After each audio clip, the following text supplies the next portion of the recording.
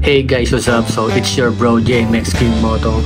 So kung isa kang Insta360 Ace and Ace Pro user na naghahanap ng mas safe at mas affordable na magnetic quick release mount para sa inyong malulupit na camera, pues para sa inyo itong video na to.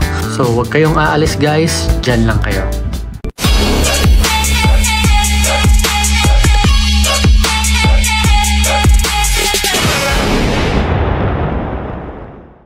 Okay, so anong meron tayo? So ito yung ating Insta360 Ace Pro, and this is magnetic quick release mount by B-Rig.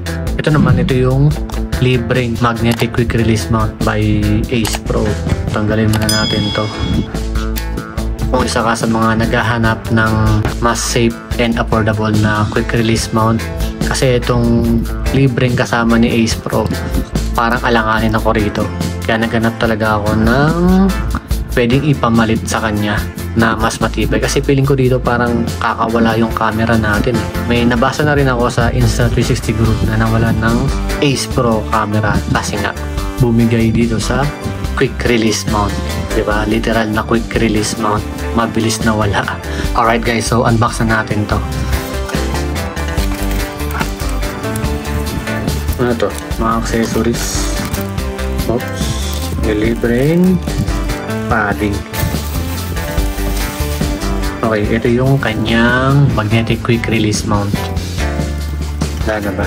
Okay, wala na. Okay, so ito na siya guys. Ito yung B-Rig magnetic quick release mount. So para siyang 2-in-1, kagaya ng original Insta360 quick release mount. Meron siyang kasamang mounting adapter with 1/4 screw na pwede mong gamitin sa X3 or X2, diba? Para na siyang 2-in-1. Ayan, so tanggalin muna natin yan. So para paano ito tinatanggal, kailangan mo lang i-press itong magkabilang gilid pataas. Kailangan mo i-press pataas para mawala itong mounting adapter na to. Ayan, diba? So nawala na siya. So tabi muna natin ito dahil hindi natin yan magagamit. Ayan, so ganito yung itsura niya. Meron din siyang dalawang hook. So ito meron na siyang kasamang ano talaga, may padding na siya dito. Siguro itong maliit na to, itong mga maliliit na yan, dito yan nilalagay sa gitna. Nakikita niyo. Yan, para may foam pa rin siya pag kinabitan natin sa camera. So test natin. So grabe guys, no? Ang lakas ng magnet niya. Dumidikit agad. Isa pa. Oh, tas ang tibay. Tibay. Grabe guys, ang tibay. Hindi mo siya agad matatanggal basta-basta. So mas secure yung ating Insta360 Ace Pro, especially pag nakamount sa helmet. So at least with this quick release mount by B-Rig, mas mapapanatag na yung loob ko. Ayan.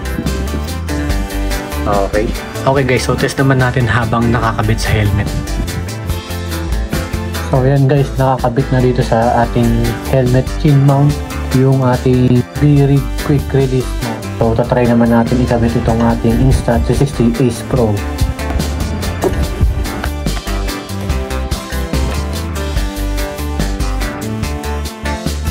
Ayan, diba? Ito yung isa kong nagustuhan dito kasi mas mabilis siyang ikabit kahit hindi mo na tanggalin yung helmet mo, diba? Para ikabit yung camera. So parang ano agad, diba? Nagpipit agad siya dun sa hook nung ating quick release mount. Make sure lang na makapit na siya, diba? Bago tayo mag-ride. Yan, diba? Ang bilis lang. So isa to sa mga advantages pag ito yung gamit natin kaysa dun sa lumang quick release mount. Isa pa, tanggalin ulit natin. Kapit Okay, so diba, minsan pag nag-motovlog tayo, minsan kailangan mong gamitin itong camera mo, so tatanggalin mo talaga. So with this B-Rig quick release mount, mas mabilis mong matatanggal kabit itong ating Insta360 Ace Pro. So kabit ulit natin. Ayun guys, diba? Nakabit ko ulit. Ganun lang kabilis. Diba? Hindi siya basta-basta natatanggal. Ayos. Siyempre, gusto nyo malaman kung magkano ba tong B-Rig quick release mount. Mga bro, mabibili nyo lang to sa halagang 678 pesos. 3 times cheaper kaysa dun sa original Insta360 na quick release mount. O diba? Sobrang mura lang. So sa mga Ace and Ace Pro user dyan, anong masasabi nyo sa quick release mount na to? Let me know in the comment section.